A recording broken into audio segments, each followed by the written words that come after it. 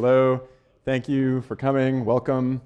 So I'm Rob, I'm the CTO of CircleCI. So I started my software development career using Visual Basic for applications, writing macros in Microsoft Excel. Anybody here with me on that path?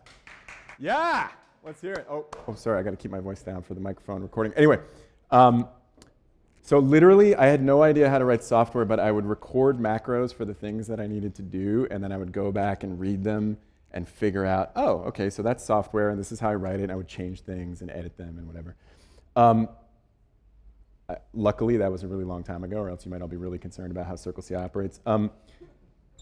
The key point there is not that I would build that system the same way today, or that I recommend that you go learn how to write code in VBA, but rather sometimes you just need to do whatever it takes to get that job done. And today I want to take that lens and sort of point it towards this big transition to microservices that a lot of people are trying to figure out. On a brief side note about slides, because every presentation is really about the slides, as I sat down to work on this, I thought a lot about architecture diagrams, because when you talk about architecture, you feel like you need some diagrams of what you're talking about. And the first one that I came up with was this. And I was like, okay, that's not going to be a very interesting talk. And these are not going to be great backdrop to a talk about monoliths and microservices. So you have this monolith, right? And it's really big, whatever. There's really no way to make this slide interesting. And then you switch to services, and it's awesome, right? Mind blown. Everyone's super excited. And that was it. And I was like, okay, there's probably not a lot to do here. So in 2016, how are we discussing engineering? How are we making engineering decisions and architecture decisions? And I have an answer from CircleCI. That's my answer. I don't know if this is the same for everybody else, but it looks a little bit like this. Basically, we just get in a chat room and we kind of yell at each other all day long, and then we figure things out and we go from there. So Slack is sort of the history book of your organization, if you will. So I decided to tell the story of monoliths and microservices through a selection of titles from various engineering and operations Slack channels at CircleCI. And so I think this is a time-honored tradition, but just in case it isn't, all of our titles are just randomly selected quotes of things that people have said throughout the course of the day that we think are insane. And we select those and use them as the title for some period and then replace them. So I'll start here. I think that in engineering, as a community, we've developed this great ability to revise history. So we sit down to talk about things, or we write blog posts and we write books, and they're all about the perfect outcome as if we knew what we were doing all along. When the reality is, do I need to tell you what the reality is? Like, nobody has a clue what we're doing, right? This is what makes engineering exciting, is solving the problems and the path to get from one place to another, as opposed to the outcome.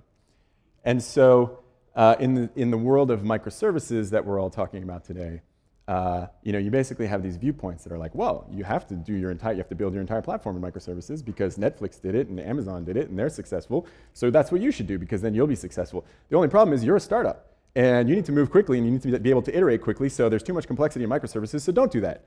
You're like, okay, so then what do I do? Well, then you build a microservice, or so you build a monolith. You start with a monolith, right?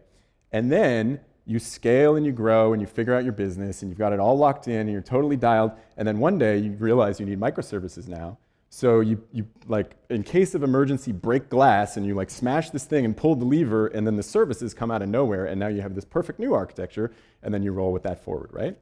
I think that's what's supposed to happen, and certainly that seems to be the state of the literature, where literature is a very nice word for blog posts and books. Well, I guess books are literature. I don't know why that wouldn't be. Blog posts and podcasts, let's call it that. And conference talks and office hours, where we just act like everything was perfect all along and we figured it all out, and then we just did this thing because we knew what we were doing. So I think it's more important to really dive into the context. Like, engineering doesn't really work that way, right? Engineering is about people and it's about context. And the context and the constraints are changing rapidly. Really rapidly. So every single thing that you look at that someone has built, or they tell you, oh, you should do it this way, you should do it that way, this is what we did, is framed in the context of who was building it and what the problem was that they were trying to solve at that time, and what the constraints were that they were presented with, and that's what's changing constantly. And so there's almost never a right answer. There's just the least bad answer for that given point in time. So we're always making trade-offs, and you're never going to sit down and say, okay, it was cool that we had this monolith, let's stop everything we're doing and rewrite everything as services, because that's the new way to do things today. But first, I'm going to go back a step to a cautionary tale of starting with services. So in 2011, myself and a couple other folks, one of whom is now the CEO of CircleCI, Jim, started a business called Copious. And Copious was a social marketplace. I won't go into all the details of what we built, but in the process of getting that off the ground and building it, we made an early decision to pull out some services in terms of what we were building. So we had a Rails app, and then we had some back-end services. And a big part of what we were doing, given the name social marketplace, we were collecting social data. And we were trying to use the graph, which for us was an overlay of everything we knew about someone on Facebook, everything we knew about them on Twitter, on Tumblr, and some other external social graphs. We're overlaying them all together, and then using additional data from there to get growth by publishing stories back out to Facebook, et cetera, et cetera.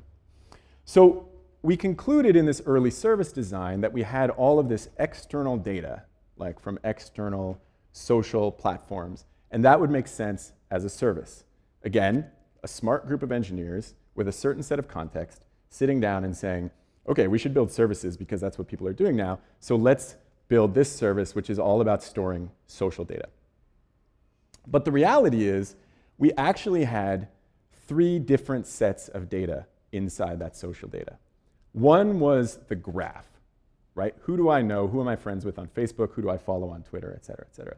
Another was the management of OAuth token interactions, so you could sign into our site by using Facebook Connect or Twitter Connect or whatever it was called back then. And the third was actually storing scopes and tokens for interactions with those platforms. So you want to post back out to Twitter, you want to post something on Facebook, and you need to store all that information. Now let me tell you, if you want to have scaling problems long before you ever have a business, slurp in everybody else's social graph. Like, we had terabytes of data in Mongo on EC2 before EC2 had SSDs. It was awful. Everything about it was awful. So we had terabytes of data, and inside those terabytes of data was about 200K of authentication tokens, which were required to allow someone to access our site. This service was collapsing all the time. It was broken as broken gets, and when it was broken, you couldn't log into our site. So that was not a great system. We had actually managed to build a monolithic service next to our monolith. So we had a front-end monolith, and in behind it, we had a monolithic service. So now we had 2 monoliths, which is about the only way to be worse than having 1 monolith, right? But it gets better. So then, on the site, you could like products, right? It's a marketplace. So you would like a product, or you would sell a product to someone else, or you would buy a product, or view, or whatever. Those things were not external social data, so they were stored in the other monolith, the main monolith. And so whenever you wanted to understand whether someone cared about something, you had to merge together the data sets from the monolith and the monolithic service in a Rails app. 2 massive data sets, like we're talking terabytes of graph data, being merged in a Rails web server. If you need to ask questions about how that worked out, then you weren't following along. This was a complete disaster. So what did we do at this point? We merged stuff back into the monolith. Like, this is a sign that you should not be doing this early, because what happens is you don't understand your access patterns. You don't understand the use case of your business. You don't know whether you have a business, so adding extra architectural overhead is obviously not valuable. And you end up in this place where you are recombining things to then break them out into different services. So if it's bad to go from a monolith to services, it's a lot worse to go from a bunch of services to a monolith and then back to the right services. So again, I would highlight that if you don't know whether you have a business, you don't know whether you have a product, whatever, sort of where you're working in the stack of different companies, breaking things up prematurely into a bunch of services where you don't understand how they're going to be used is not going to be a fun outcome. We did actually end up with one small token management service in that, the thing that I talked about where you connect and figure out how someone, whether someone has access to the service, but it looked nothing like the original. It was different language, different code base, different data store underneath it. Everything about it was different. And it could have been pulled out of the monolith very quickly, but instead had to be reconstructed and then pulled out. Okay, so around the same time, unfortunately too late for us, we ended up with a giant Jenkins farm. CircleCI was starting, and CircleCI took the opposite approach, which was to build a monolith. And that worked for a really long time. Product market fit came very quickly for CircleCI, which is a great thing. They figured out the business, and I say they because I wasn't there at the time, but they figured out the business very quickly. And there were huge demands immediately on growth, both in terms of features and functions that customers wanted, and in terms of the growth of the platform itself as customer base increased. So rapidly rising demand and simple monolith, cool. We're building fast, we're solving customer problems, they're excited about our product. What could possibly go wrong? So the first pain point is in velocity. So when you find yourself committing code and running a build and having absolutely no idea why this build fails because you don't even understand that part of the code base and it has nothing to do with what you're doing, then the overhead to you getting stuff shipped into production obviously increases, right? As I said, these are all real quotes. This did work, by the way. All the tests passed on Git rebasing, which, I don't know, that's unnerving. The ability to, or the lack of ability to understand within your code base changes that are being made because they're so distant from the thing that you're working on, and that impacting your velocity is a clear sign that it's time to do something different. Start pulling out concerns, start making chunks of code that you can reason about. Next, as you continue to scale, you get past the velocity problems and into the operational problems, right? So it's probably worth taking a small step out to discuss why CircleCI specifically is maybe a little bit different. I'm hoping at least some of you are customers. But we run large amounts of arbitrary code that other people have written. We execute it on a very, very large platform. So when we have a monolith, that means that in order to scale, for every group of workers, we're adding more builders to manage that work, right? So every one of those is running a set of jobs that can be arbitrarily long, and they all need access back to central data sets, right? So, and we have large queues of jobs that are coming in and being processed and executed. So where we hit this specifically at CircleCI is in that queue processing. So when we take a job, meaning someone has submitted a build, or GitHub basically sent us a hook and we realized we want to build some code, we need to find not only whether or not that job can be executed on the platform because that customer has paid enough to have access to capacity in the platform, but then find resources in the platform to execute that job. It's sitting on the top of a queue, so we pull the first job off the queue and we go and allocate resources for that job. And if we fail, we need to make sure that that job still gets executed next when the resources become available. So if you have 1 or 2 or 5 monoliths, where mono is not really being applied properly here, but that's what monoliths really look like. It's multiple copies of the same code base executing. Then they start, well, at 1 or 2 or 5, it's fine. When you get to hundreds, all trying to execute the same job, all trying to allocate the same resources, you are pounding your database, which in this case is Mongo. And by the way, I also use the exact punctuation from the Slack channel because that's how we write in engineering. You're pounding on the database and not actually getting anything done. So we got to a point where adding more workers, all of which were the same code base, actually started decreasing our ability to move jobs through the platform because they were all contending for exactly the same resources. At that point, things start to fail. A single collapse compounds because everything is just piling on. Oh, I failed. Let me try that again. Let me try that again. And effectively, you end up with hundreds of machines trying to do the same work, breaking down your central resources. Okay, so now this feels like a job for services, right?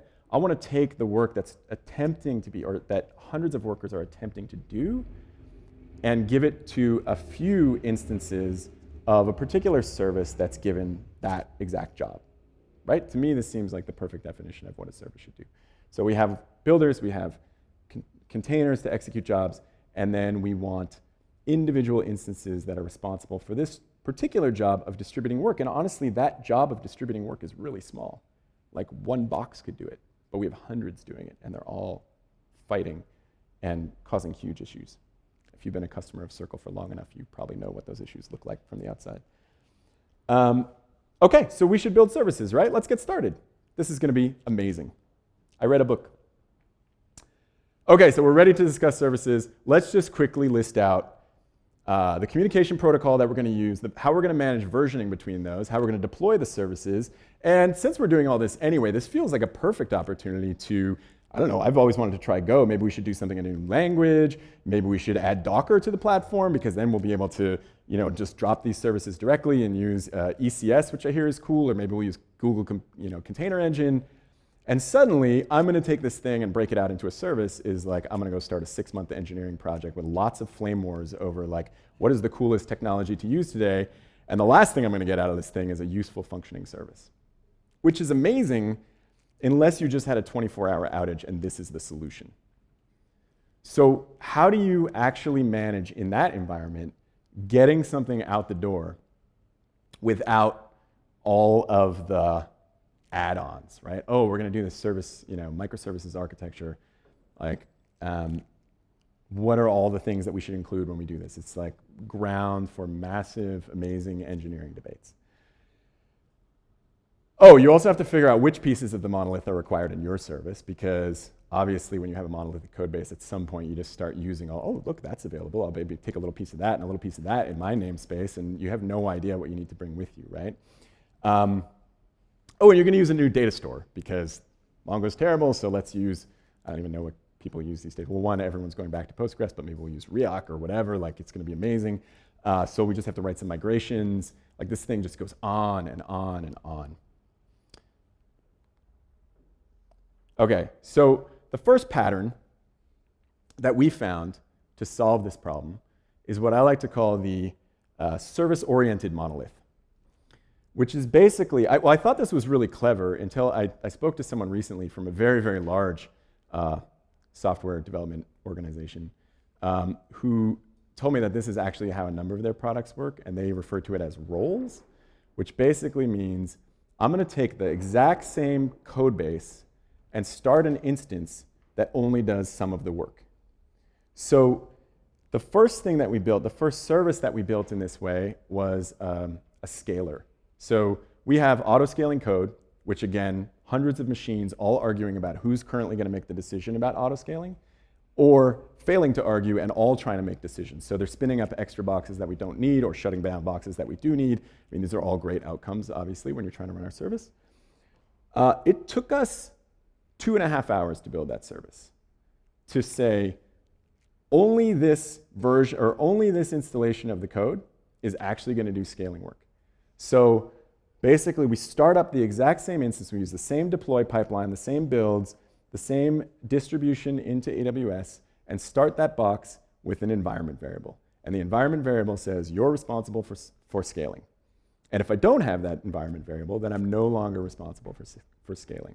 So we've taken exactly the same code base, don't have to think about what dependencies are in there, don't have to think about how I'm building the pipeline, and just push it out into production, and all of a sudden, all of the thrashing and contention that was happening has been resolved, and I have a single instance of so we run 4 instances, one in each AZ, but a single service, and it gets air quotes because Martin Fowler would probably freak out if he saw this, but a single service that's responsible for one specific task.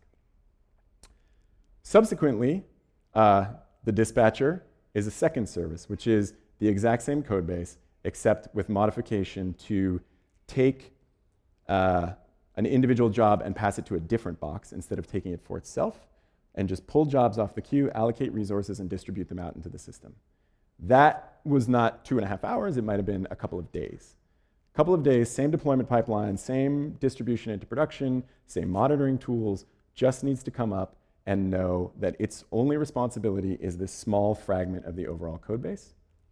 So it comes up and takes over that role, and we just eliminated what was, I think at the time, a 24-hour outage for CircleCI, based on thrashing and fighting over this particular queue in this line of work.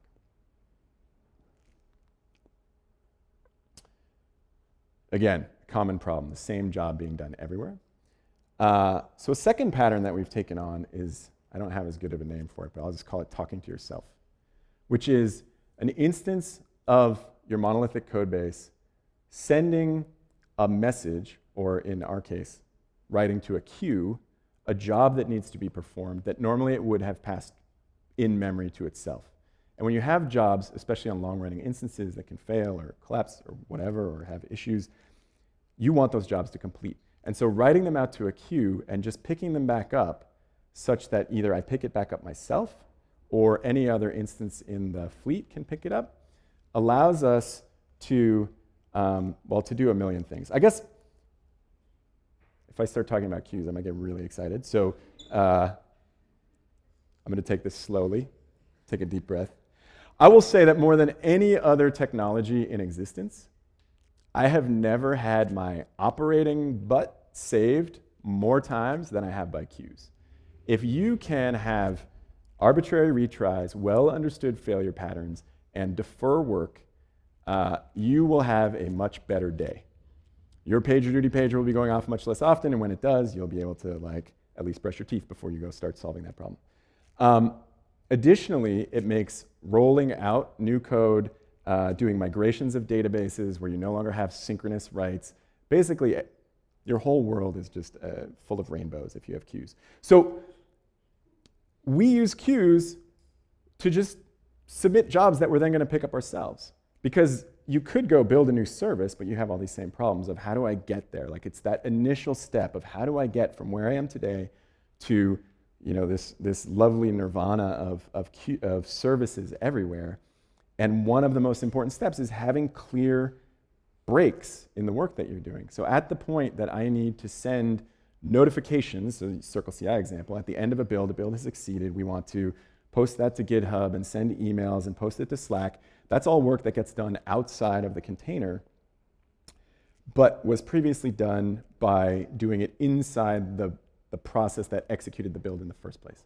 If I can defer all that work, then if Slack is having an issue and we're not able to post, I can just come back and retry those jobs later, right? So the number of problems that are solved just by splitting up the work, even if you take it yourself, is great. Now, we are actually doing this in 3 different ways. One is literally just picking up the same jobs that we would do ourselves. A second is the first service. In all of this, because of all that overhead that comes with building a service, we started one service. We said, let's take one piece of work that we know would fit well in a service and go figure out how we want services to work at CircleCI, but not be constrained by that and not have sort of lockstep dependencies of, oh, we can't continue work on this service because we need some information from that service. So let's go build that one, and then simultaneously, we'll continue to work with these kind of transitional steps. So we do have one when you run a build and you get JUnit output, and then we take that and process it into listing tests that have failed and how long they took and everything. That actually happens in a completely separate service that picks something up off a RabbitMQ queue and writes it completely independently. And then finally, all of the log data that you get out of a build, meaning when you execute an action in a build, we're currently pulling all of that out from real-time processing into a cluster of Kafka servers, which basically It's a very different model of queuing because we're actually queuing the entire log content as opposed to messages about tasks that need to be done. Okay, so if you have a monolith, you have baggage. This is a fact. Like, the fact that not only can I access your namespace that has nothing to do with what I'm doing, but I can probably access your private functions or methods or however, like I could tell you how to do that in any language. So people work around the restrictions that have been created by namespaces and class definitions and whatever, depending on what language you're working in. But that's cool, because I have an easy 5-step plan to handle your baggage. Number one is stop adding stuff. So we have, over time, come to this place, and I was joking with someone earlier about the name of everybody's monolith, and of course ours is, CircleCI is the GitHub repo, and Circle is the name of the project, right? Because you would never need more than one project name that defines anything different, because there will only ever be one project, and that's where everything will be. Stop adding more stuff into there. I know it sounds crazy, but when you start a new project, so one of the great things about being CTO or VPN or whatever title I choose to use from day to day, is that my job is to show up in meetings and ask a question and kind of look smart and leave again. It's an awesome job. You should definitely try it out. And it's even better that you can go to a bunch of different meetings and ask just the same question. And my question is always, does this need to be in CircleCircle? Like, you're building something new. How can we think about building this thing? Don't go tear down the monolith and distribute it all into services, but you're about to build something new. And how can we think about building that thing as something that's not adding to the overhead of this monolith at this point? Number two, throw stuff out. Go home tonight and look at your monolith, because does anybody here have a monolith, by the way? Okay, come on, put your hands up, All right, nobody's going to be offended. And like, my favorite example is in 2012-ish, somebody wanted to make some charts on what was happening in our platform. And so we write all our code in Clojure, or most of our code, I would say, in Clojure. So, and there's a toolkit in Clojure called Incremental, which is basically like a port of R. Imagine like numerical analysis and charting and whatever in Clojure. So that was incorporated into the code base so that you could connect into a production machine, generate a chart, and push it out to a hip chat room, which is what we used back in 2012. This thing is like hundreds of megabytes of code, for one, that we ship around to all of our machines so that we could build charts in 2012. Like, I don't think anyone's done it since then. So one night, and this is literally, okay, it's embarrassing, but that's what I do at night. I'm like, what else can I take out? I noticed that this was in there, and I said, okay, well, I'll just take this out. This is great. Like, nobody's making charts with this thing. It hasn't been used in a couple years. Amazing. I'll get rid of it. But it turns out that somewhere down the line, someone needed to calculate something for scaling, right? How many boxes are currently available? And there was a transient dependency of some numerical library that existed in the code base, and it provided mean and median functions. So we just used those. So now we can't take out like a graphical user interface for doing mathematical calculations and creating plots, because we used the functions. We didn't even declare the dependency. We just used the functions because they were there. This exists in your code base somewhere. Not in Cantor, maybe, but something like it. Conveniently, I didn't, as you probably can tell from my VBA thing, I didn't study computer science. I did study physics. You have to do some math. I was actually able to write my own median and mean functions and replace the, okay, I just used Stack Overflow. But anyway, it was fine. It took about 5 minutes. The tests, we have tests. We have CI. The tests pass.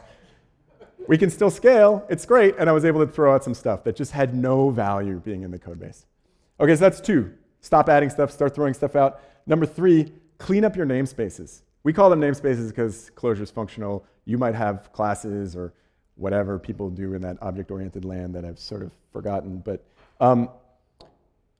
another great example, in Mongo, so we use, in case you haven't figured it out, we use Mongo, at least for some things. And Mongo looks like a blob of like a map, right? And it's very easy to just pull that into Clojure, and it looks like a map in Clojure, because in Clojure you just pass maps around. And And so it kind of turned out at some point that we stopped thinking about the business logic of the domain model and just started accessing things directly.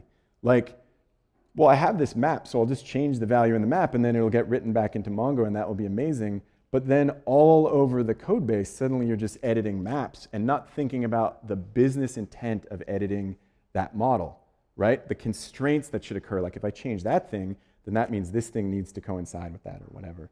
So just finding those points and cleaning it up and sort of pulling everything back into where it belongs, because over time it expands, it expresses its independence throughout the code base. Number 4, build libraries. You don't need to build a service to build a library, but if you take your domain model, if you take some piece of functionality that you're using in the product and just pull it out into a library, one, you can put that in a separate project, and GitHub would have loved you last week, but now they have unlimited repos, so they don't even care, and you don't care. And so put that in a separate library and give that library a build, and put all the tests for that library there so that that build runs in like 20 seconds instead of the build of all of your WebDriver tests and all of your, I don't know, whatever else you have in your monolith. Pull things apart, break them up into small pieces, but continue to use them because you've still not gone the full distance of trying to pull apart your whole architecture. And then number 5 is build services, because you should still do it. There's great reasons to do it, but do it smartly, solve your problems, and then get to the services and figure out your patterns. If you take your entire code base and just say, only do this thing, and you're wrong, then you just change the things that are wrapped in the environment variable. You don't start over or say, oh, wow, we broke down our entire service incorrectly, and now we have to put it all back into the monolith and start pulling it all apart again.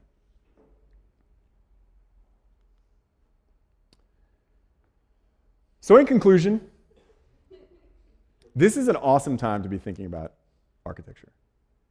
We're doing some amazing things. People are thinking about really, really interesting ideas.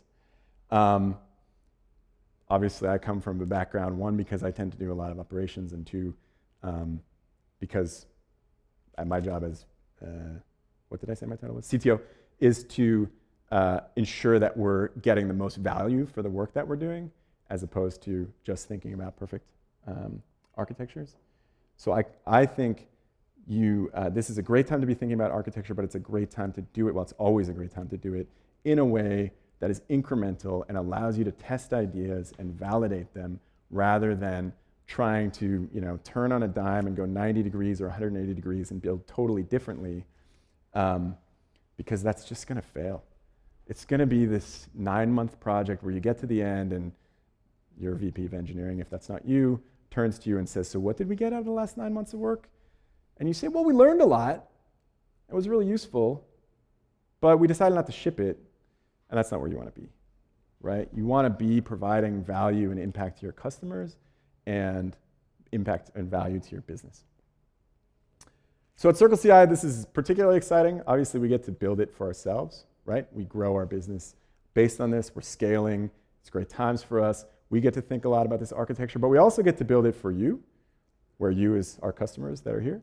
Because as we figure this out, and as we see the patterns that are really evolving and the things that are useful, we see this in our platform. Like, hey, it would be much better, because we're obviously CircleCI users, and we want to deploy these new architectures. We see, oh, this is the thing that would be great to do on our platform so that we can deploy this, and then of course that shows up as a feature for users, for our customers. All right, that's it.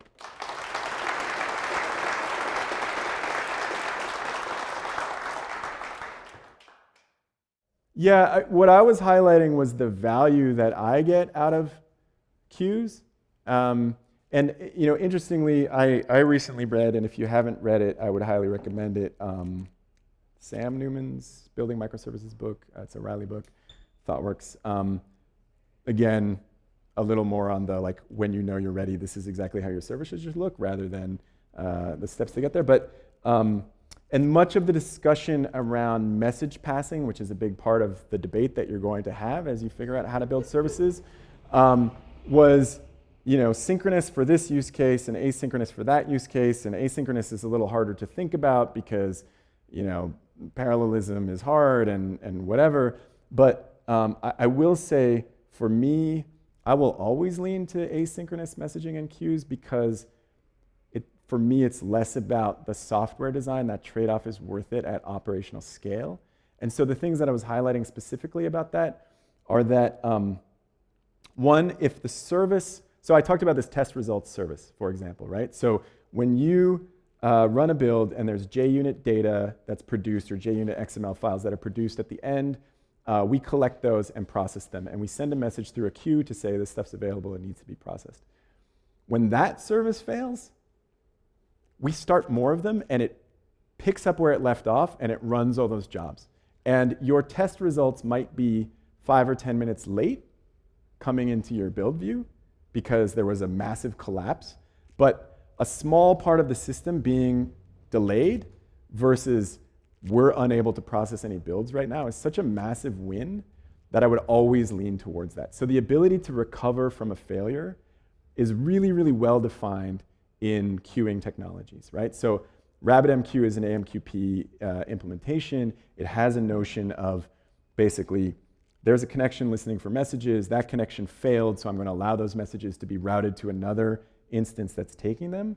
And so the recovery model is amazing. The second thing is rolling code, right? So you can ship new versions of that service just by throwing out the ones that are running and bringing up new ones, and you don't have to worry about what's currently processing, because again, it'll just redo it if it doesn't, if it failed or if it didn't get picked up before. And then database changes. Like, I joke about Mongo. Everybody loves it because you can have a schemaless. Schemaless also gets air quotes because at some point you have to define what's in your data or else you're in really big trouble. But you can do migrations relatively flexibly in something like Mongo, whereas if you have Postgres, for example, and a relational database schema, you have to be very careful about what you're adding and modifying. But if the writes to that database can be stopped while the rest of your service is executing, such that you basically shut down what's writing, everything backs up in a queue, and then you do your migration and bring up the new version of that service to just pick up the jobs where they were and continue writing, then your migrations are basically brain dead simple. Like we never have service windows for migrations of data sets, right? We just do it while the service is running. I mean, we can't tell people, sorry, you can't work right now because we need to do database migrations. We have customers around the world. So that piece alone is massive. So those were probably the two biggest things. But as I said, the number of times that something has completely failed in operations and I've been able to save it because the data is in a queue versus being directly communicated is endless list. I don't know if this is specifically about the complexity of the CircleCI service. I mean, it's definitely not a website with a bunch of forms or whatever. Like, we're doing a lot of work, but some of those roles, if you look at and think about the code base, are very, very clearly separated in terms of the work that's being done, just not separated in terms of how the code was historically structured. So the scaler is a great example where in the past, basically, there was an exclusive lock in the database where you would say, I'm currently doing this job, and then no one else would do it, but of course it would break because a distributed system founded on Mongo as a central point of locking is not ideal. And so that particular job, it continued to use that, but for machines, knowing which one is currently the leader, for example, is very simple, right? This is the kind of stuff that just breaks as you get hundreds of machines trying to do that job. But that particular job is not coordinated with any other services. It's basically, what is the current state of the system? How much capacity do we have? How much demand do we have? What do we know about what's about to happen? And therefore, should we be scaling up or scaling down? As well as, what is the current price of various types of boxes and stuff like that, right? So it's a very independent thing. The second one that we pulled out is a dispatcher. And that is very different. I think it's maybe more in line with what you're asking, which is that I, as the dispatcher, am no longer responsible for executing a build. All I do is pick up a build and decide who's going to execute it, where computers are people too, I guess, which machine is going to execute it. So I take that, I allocate resources, and also because there's only a couple instances of that running and really only for redundancy, there's not this thrashing over, what's available in the environment. Like if I claim some resources, they're going to be used for that build. And then that particular communication is done by, it's actually a direct HTTP sort of REST post. I would prefer if it weren't, but that was something we had readily available to make that happen. And again, this is like, if we don't do this immediately, our system is going to collapse again, not let's design the perfect way to do this. We looked at queues, but because we have such a dynamic work system in terms of the boxes that are being used, every single one would really need to have its own topic or channel or whatever, depending on your queuing system. And so dynamically allocating that and then passing messages in, at that point you lose the redundancy of, or the failure mode recovery of like the message didn't get picked up, because every instance is individually subscribing to a topic, and if it fails and can't take the job, then it can't do anything. Like you can't do anything about it until another instance comes up with the same ID, which Amazon says will never happen, but we actually, according to our Splunk, does happen about every 12 months. Which is why they're making them longer. So you don't get all the recovery mode piece, and it's actually better for us to have the receiving instance rejected immediately if it's not going to be able to run it. And that might be that in between the time that you decided you were going to execute it and when you tried to pass it to that worker, it was asked to shut down by a scaler. And then it would say, oh no, I can't take work anymore, and then you would pull it back, find another one, and send it over there. All right?